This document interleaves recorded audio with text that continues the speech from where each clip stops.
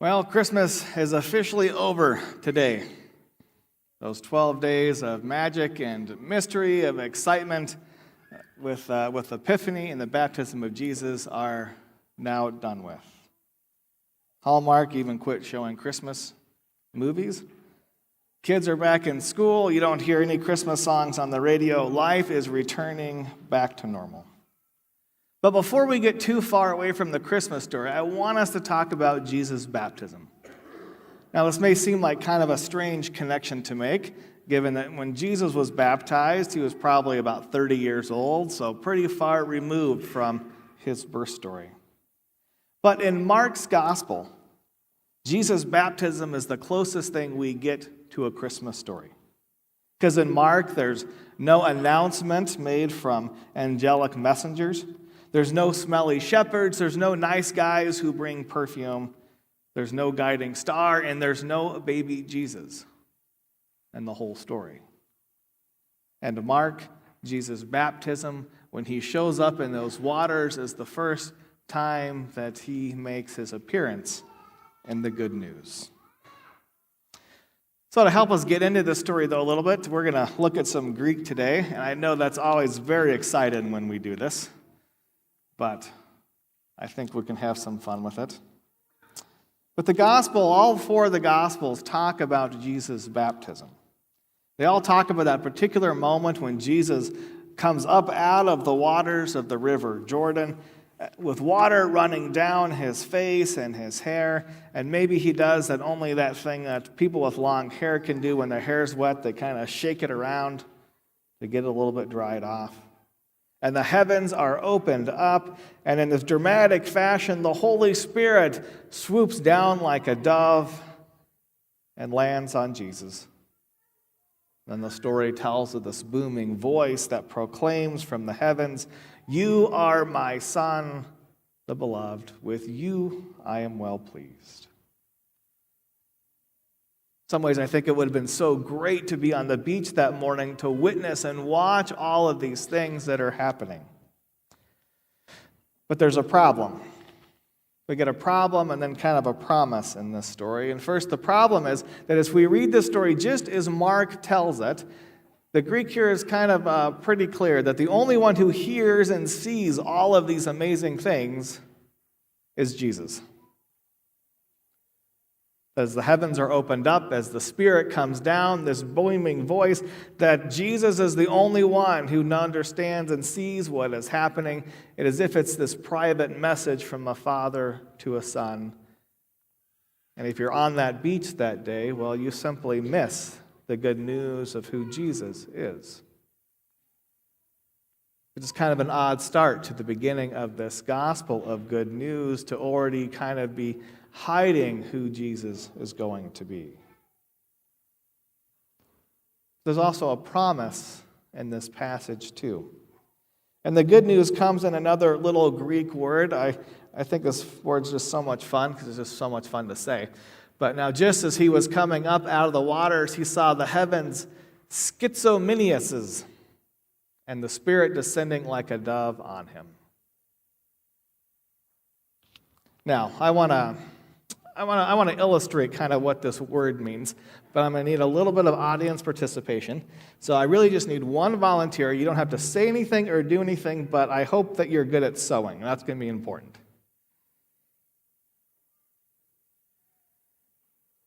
Okay, thank you, Judy. Okay, so Judy, you have a homework assignment this week. This is one of my favorite shirts. Okay, I'm going to send this home with you, and I want it brought back next week like new. Got it? Okay, like new. Gee, thanks. You're welcome. All right, I know you're on top of this task, right? You can do it? Don't lie to me. We're in church. Because I know that shirt is never going to be new again. It's never going back to the way it was. It has been torn to pieces. And I don't care how good of a seamstress you are, there's no way of putting that back together. Maybe you could put a seam in it, but you're always going to see it. You're always going to know that thing is forever broken. Now, I think this is a great way of looking at this passage. Now, in full disclosure, I really wanted to do this like Hulk Hogan, but I just don't have the mustache. So that would have been very memorable. But that's never coming back again. It's forever torn apart. Now, this word in the Greek that we get, schizominias, literally means torn apart. And I like this word especially because when we get to Matthew's version and Luke's version of the same story, they use a different word. They use the word anago, which means to open up. As if Jesus, like God's opening up the window and the Spirit just kind of flies out and descends down, and then God can close the window later. But I love this word in Mark so much because this is being torn open. This is not God yelling out to Jesus to come home for dinner. No, Mark describes heavens being ripped open, as if there is some dividing wall between heaven and earth, some dividing curtain between God and God's people, that as it is torn apart, is known that it's never getting closed again. It's never getting put back. It is forever open. In this way, the beginning of Mark's gospel is just as dramatic of a telling of Jesus' arrival as a virgin birth, or as stars being reordered that some wise men can follow them, because God is here and God is not leaving. The same word is just as important because we get it again at the end of the story. As we approach the climax of Jesus' life and death and resurrection, that as he hangs on the cross, as he yells and breathes a loud voice and then dies, that the curtain in Jerusalem and that temple is schizoed from top to bottom. It is torn from the top to the ending. It is done. And that dividing point, that place in the temple where they thought God sat and God's Spirit was, is now open for the whole world to see. God is not going anywhere. God is here. And then in the next verse, after that schizo has happened and that curtain has been torn, we get another voice proclaiming, "Truly, this is the Son of God." And this time, it's not that booming voice, though. It's not that voice from the heavens. It is of the centurion soldier who has seen all that Jesus has endured, who has seen his suffering and now his death, and sees in his suffering death the great love and presence of God, and proclaims who Jesus is, proclaims God's nearness to us. This is great news for us as we remember Jesus' baptism today, because we get to celebrate this milestone with these families whose children have been baptized this last year. And as we do this, we also get to join Jesus in hearing this shout out from heaven. We are joined in seeing Jesus.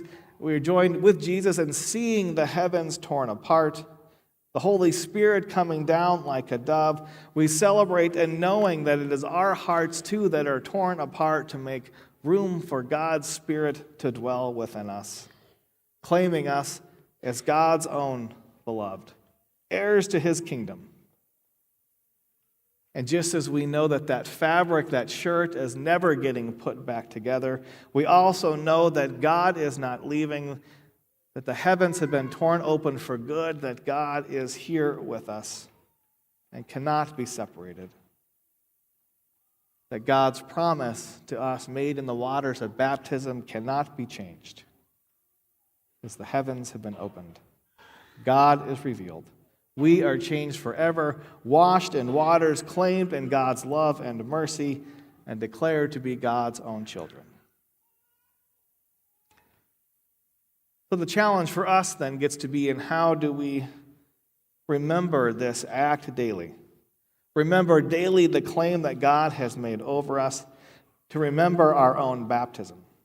But remembering our own baptism has very little to do with who was there that day or what we were wearing or whether or not a fuss was made, but everything to do with remembering the identity that we claim in these waters as God's own child, remembering the promises that get made, and remembering that whether or not we see it or not, whether or not we remember it or not, that God's promise is still true, that the heavens have been torn apart so that God may dwell with us, that God may be that shining light for us, that even if we don't see God's works as clearly each and every day, that baptismal promise reminds us that God is nonetheless present with us, and God isn't going anywhere.